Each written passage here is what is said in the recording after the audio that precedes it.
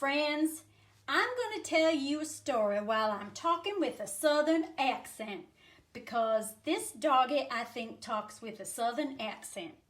This story is called On Top of Spaghetti, and it is written and illustrated by Paul Brett Johnson with lyrics by Tom Glazer.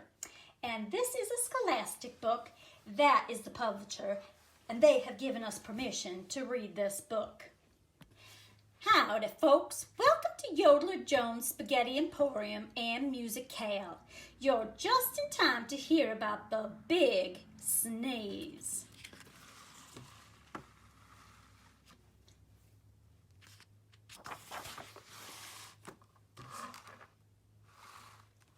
It all started when they put in that fried fritter fricassee parlor next door.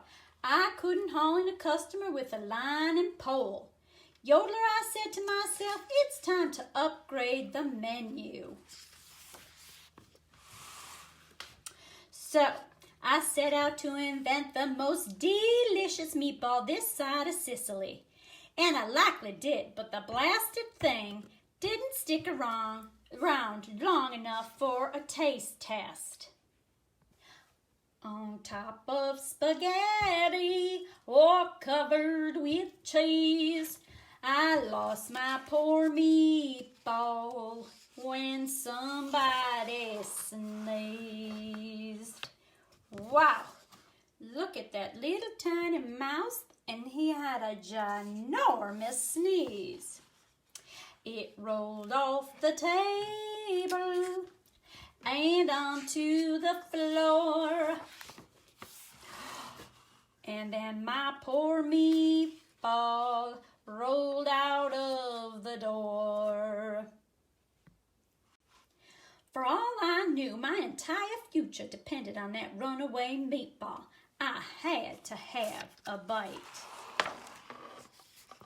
I was hot on the trail when it flew to the Piggly Wiggly and hit dear Miss Jenkins smack dab in the squash. Bonk. Pardon my meatball, I said, then I told my tale. On top of spaghetti, or covered with cheese, I lost my poor meatball when somebody sneezed. Whew.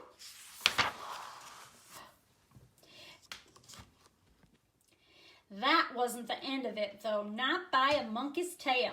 My meatball went a whooshing and a whizzing, and this time it landed in front of the sheriff's office. Pardon my meatball, I said. On top of spaghetti, or covered with cheese, I lost my poor meatball when somebody sneezed. Next thing I knew, my meatball zinged all the way to the ballpark. By the time I caught up, some tad whacker was just about to chomp down. Pardon my meatball, I said. On top of spaghetti, all covered with cheese, I lost my poor meatball when somebody squeezed.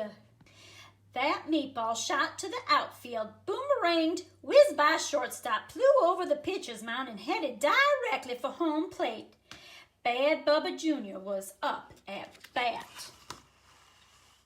Oh, looks like he hit it. Talk about your home run. My meatball zoomed through the wide blue yonder, and where do you reckon it landed? It rolled in the garden and under a bush, and then my poor meatball was nothing but mush. Yodeler, I said, you might as well put up a for sale sign. Then lo and behold, a miracle occurred. The mush was as tasty could be, and by the next day, it grew into a tree.